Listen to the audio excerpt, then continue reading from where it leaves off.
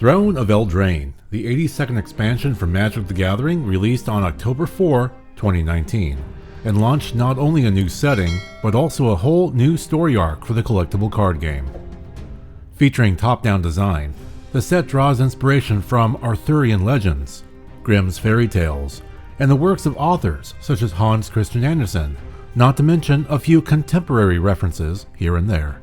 I was very excited by the idea of genres. Like, are there other genres we can play with? And I was really looking for what I'll call fantasy adjacent genres, meaning it's a genre that people know, but there's a lot of fantasy baked into it. And fairy tales were perfect, right? Fairy tales took place in a more medieval time. There were castles and kingdoms and fairies and, giants, and it really was a perfect fit. So I pitched the idea of doing fairy tales. I came in, I got a great set, let's do fairy tales, and the response was, no one wanted to do it. They felt at the time it was too juvenile, it wasn't a good fit. So I waited a few years and I pitched it again, and then again, nope, didn't want to do it. And I tried that a couple times and I just could not get any interest. So then a designer named Sean Main pitched a completely different set, a Camelot set, and it got greenlit.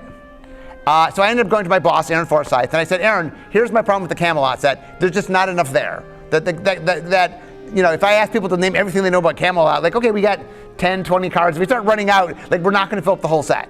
And yes, knights are cool, and not that I dislike the Camelot set, but I go, we need to fill it out. I think I know how we could fill it out. I said, in a lot of ways, Camelot is kind of our, English fairy tales. Well, what if we took European fairy tales and matched it to it? And so I pitched it as an idea of, okay, let's add this in as extra texture. So I snuck fairy tales in, and then I got to lead the set. So since I was leading the set, I kind of always knew that fairy tales were the forefront. Like when we were marketing the set, I went to the marketing people, I said, look, it's about fairy tales. That's what's exciting. I wasn't trying to demean the Camelot stuff. That was kind of the cake, but the icing is the fairy tales.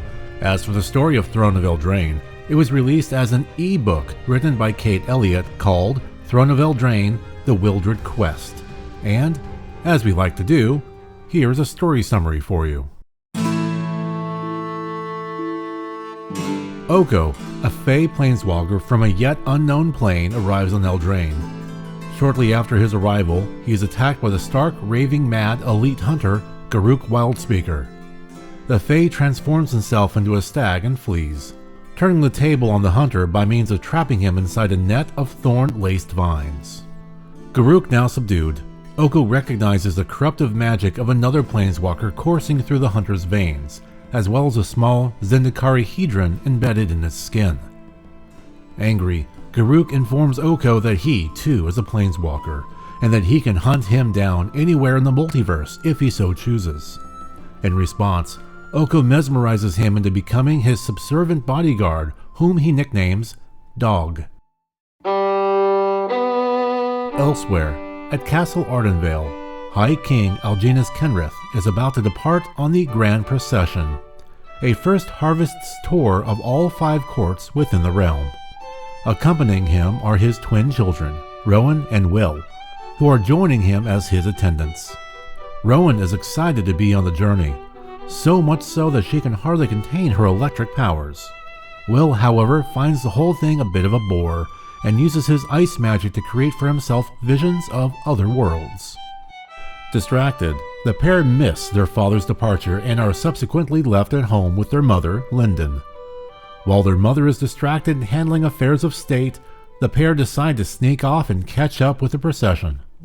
To cut down on their travel time, the twins venture through the nearby enchanted forest, whereupon they are attacked by redcaps. The twins are able to handle the first wave, but they hear another, much larger contingent closing in on them.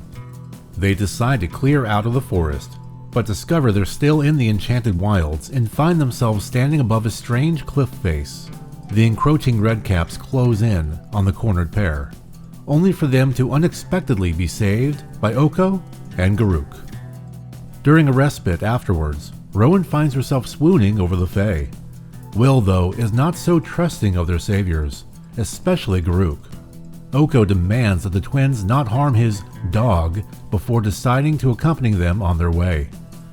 On the way, Will tries, but fails, to strike up conversation with the hulking hunter, and suspects there is something not quite right with the man.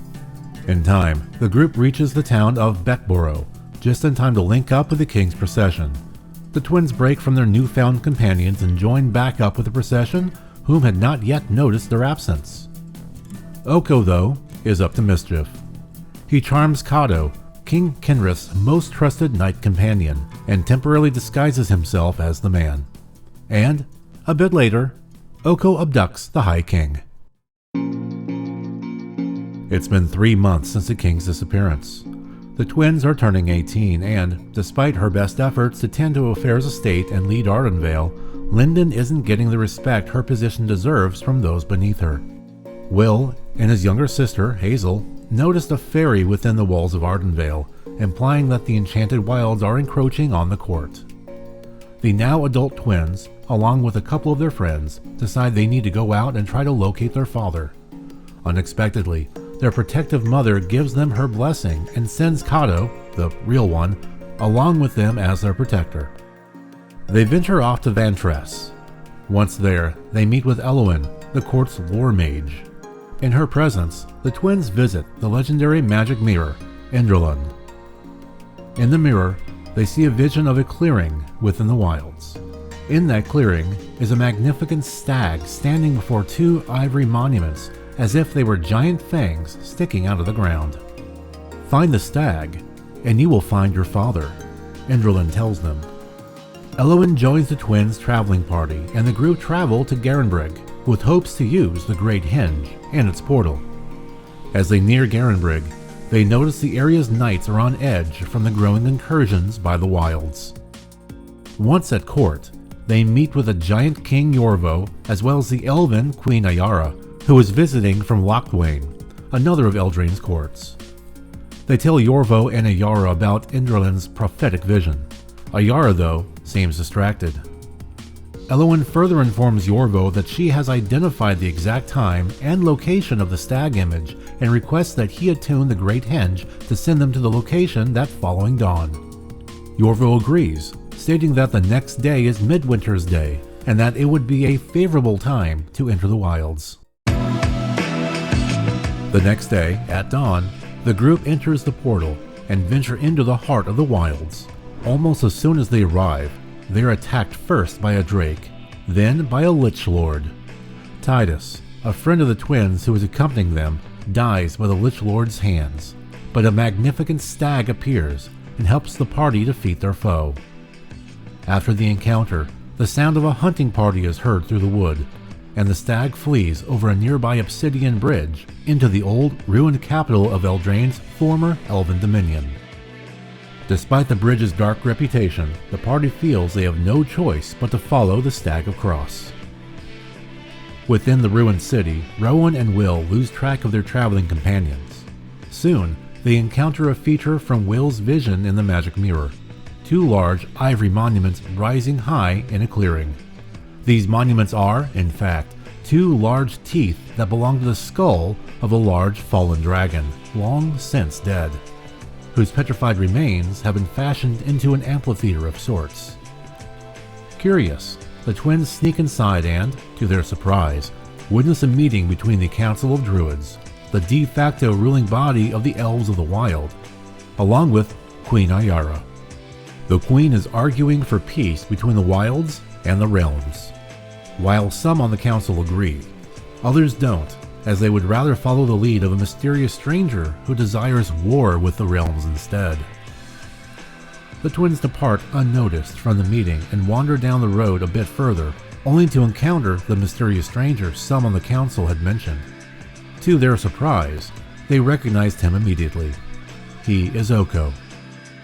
Oko offers an explanation to the twins and tells them quite plainly that he sees it as his mission to help those within Eldraine's wilds embrace their freedom and cast away the realm. Elowen and Kato catch up to the twins. They instantly see through Oko's charm and distrust him. Feeling this distrust, Oko transfigures Elowen into an eagle, which flies away. He then traps the remaining members of the twins' party in a fairy ring. Garuk, meanwhile, had been tracking the stag. He manages to catch it along with Sarais, the twins' other friend who had come along on this quest. He then returns to his master.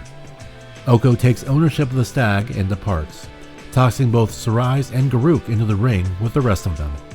That's when Rowan realizes that the stag is their lost father, and that Oko means to take it to the Wild Winter Hunt in order to start a war.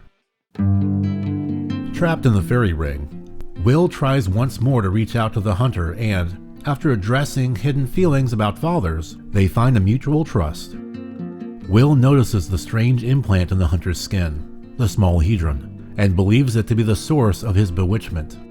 Will has Sarais remove it, and, while it has the fortunate effect of Garruk regaining both his memories and his free will, it also brings upon it the full force of the Chained Veil's curse, as placed upon him previously by Liliana, from back when he was hunting the Necromancer.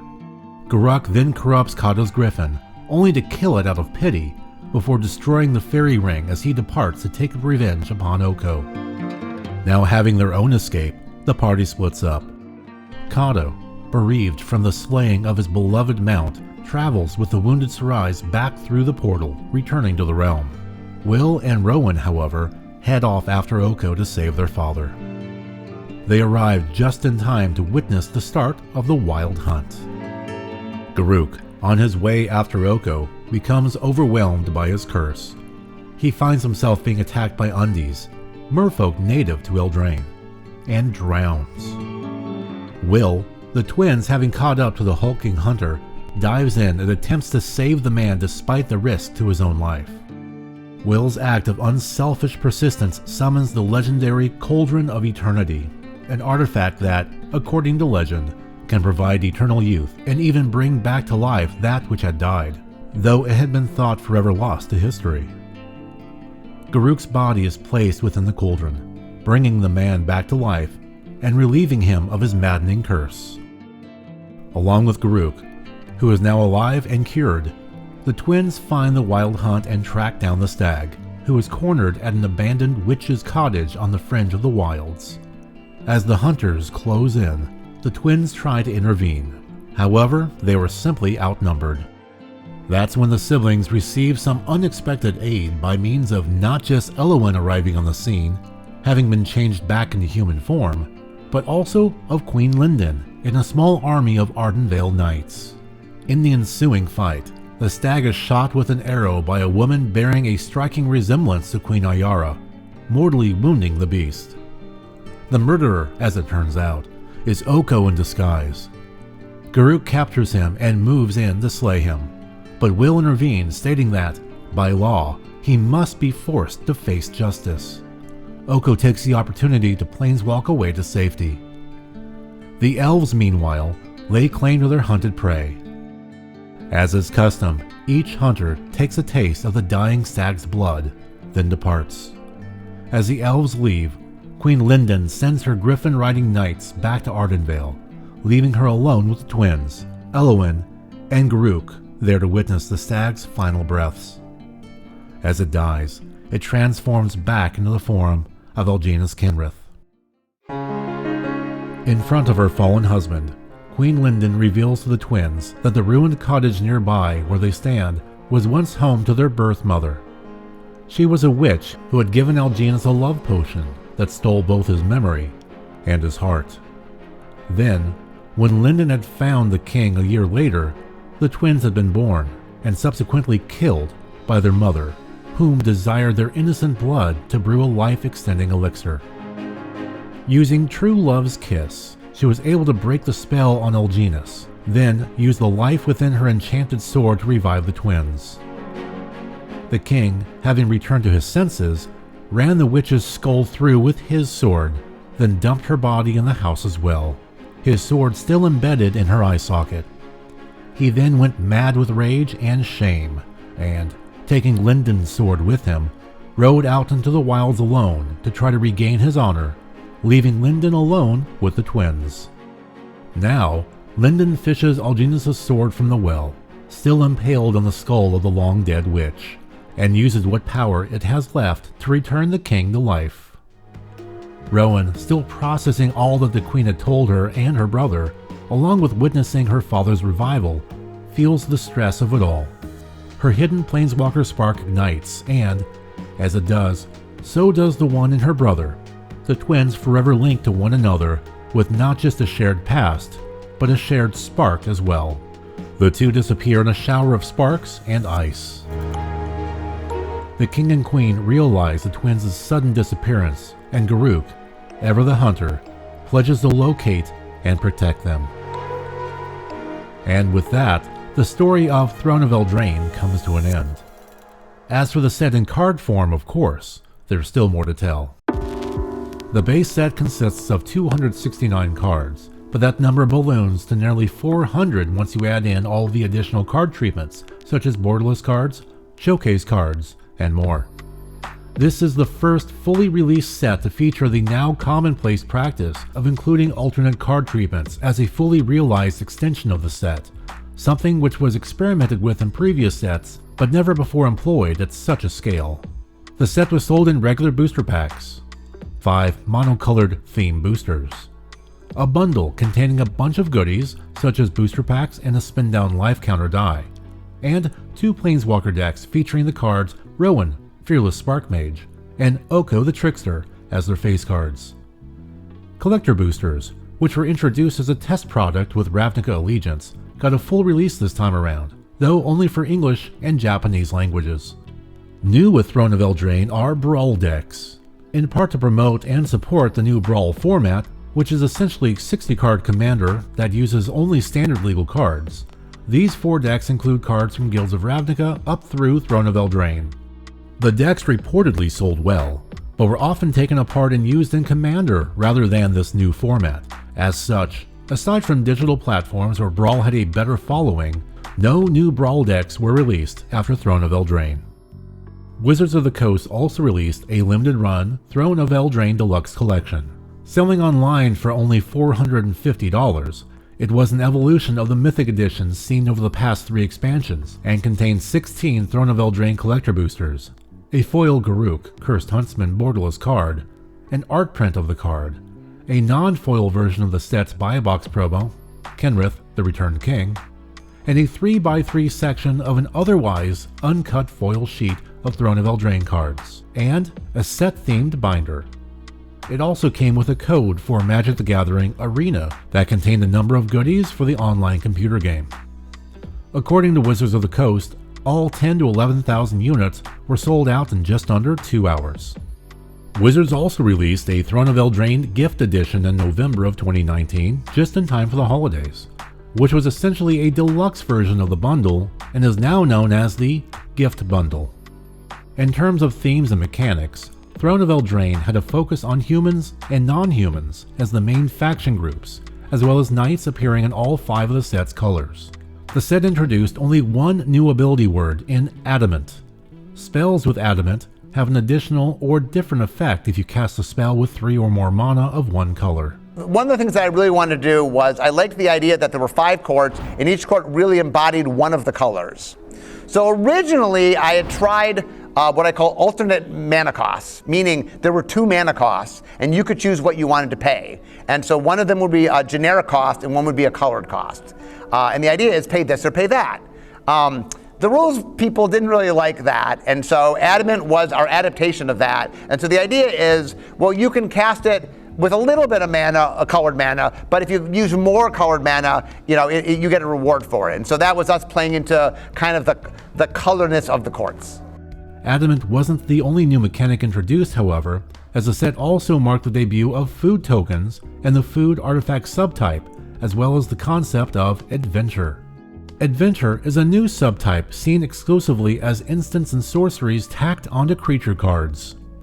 While the creature could be cast as normal, the instant or sorcery tacked onto that creature's text box could also be cast instead, exiling the card upon resolution, as if sending that creature off on an adventure.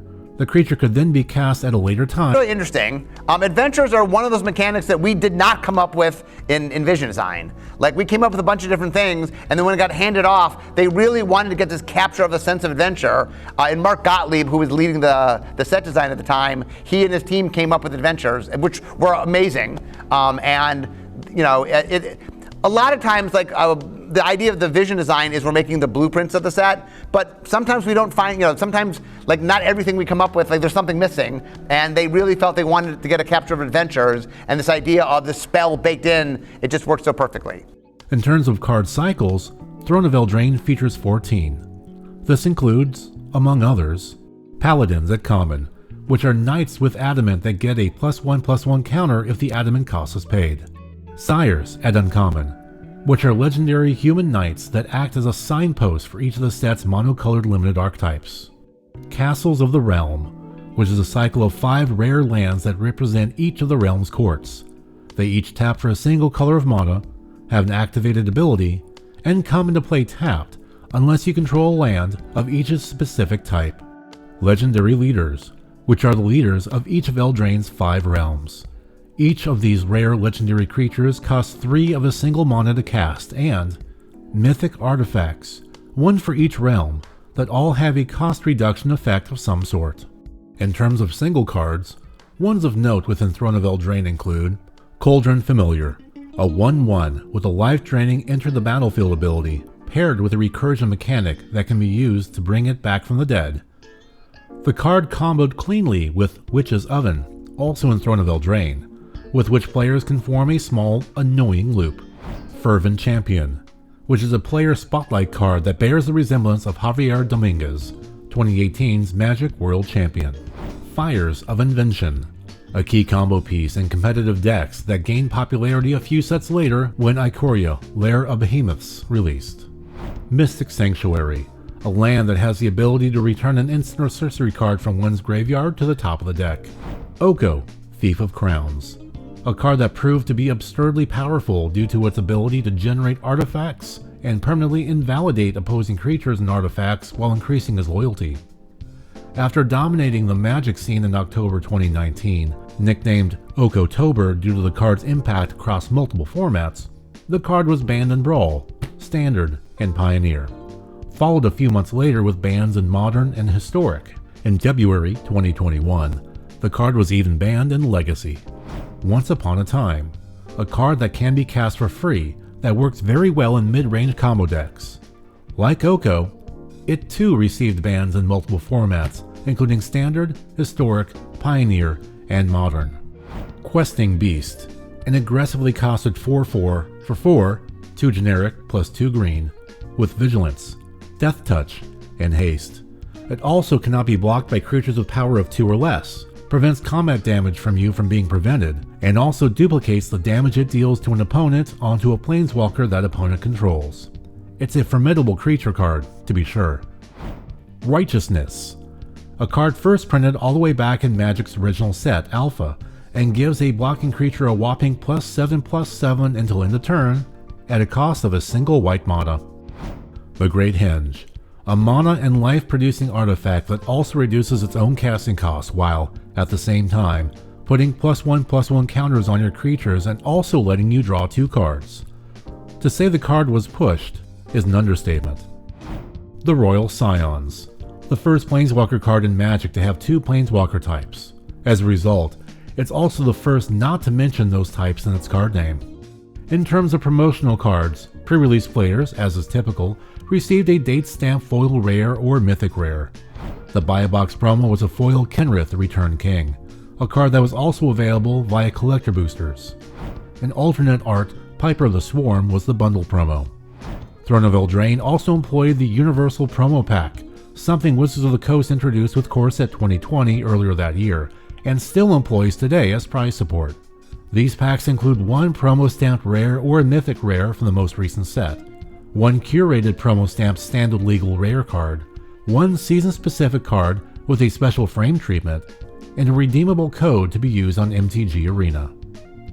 Now for some final thoughts on Throne of Eldraine, here once again is Magic the Gathering head designer Mark Rosewater. I'm really, really proud of Throne of Eldraine. Like I said, there are certain sets that I wanted to have made and it took forever to get made. And when they finally come out and they're popular and people really love them, yeah, it just warms my heart to say, no, there was an audience for this. And one of the things that I discovered about fairy tales in general is it is so universal.